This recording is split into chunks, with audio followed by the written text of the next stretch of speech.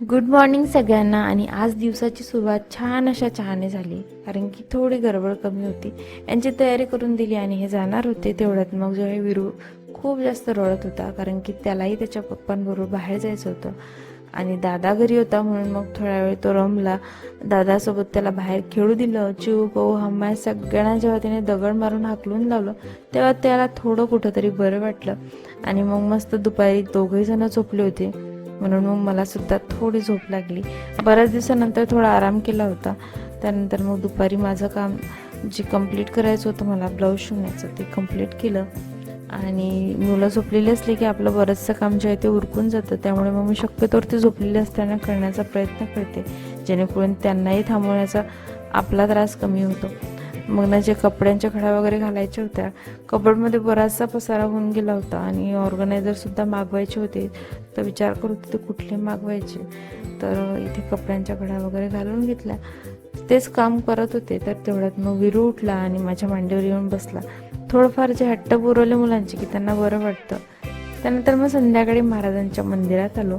आमच्या घराच्या जवळच आहे.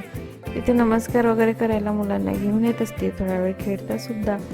आणि महाराजांच्या माझ्यावर खूप जास्त कृपा आहे. बऱ्याचशा संकटांमधून त्यांनी जे आहे मला बाहेर काढलेलं आहे आत्तापर्यंत, आणि याहीनंतर काढतील अशीच माझी अपेक्षा आहे. महाराजांना न सांगताच खूप साऱ्या गोष्टी कळतात आणि याची प्रचिती मला वेळोवेळी येत असते.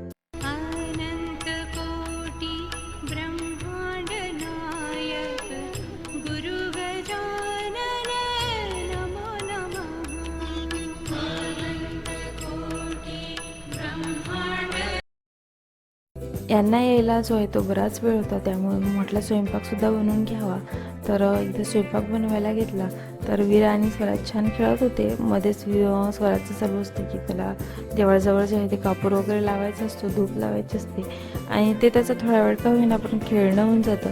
आणि त्याबरोबर जो आहे विरूसुद्धा आता त्याच्याबरोबर खेळायला लागलेला आहे. आणि फायनली जे आहे दोघंही खेळत होते. आणि मग पप्पा येणार होते, म्हणून मग विरू जे आहे ते गॅलरीतच उभा होता, कारण की पप्पांनी सांगितलं होतं की 10-15 मिनिटांमध्ये मी येतो. तर बस त्याचं मग तिथेच उभा राहून जायचं, पप्पा पप्पा चालू होतं.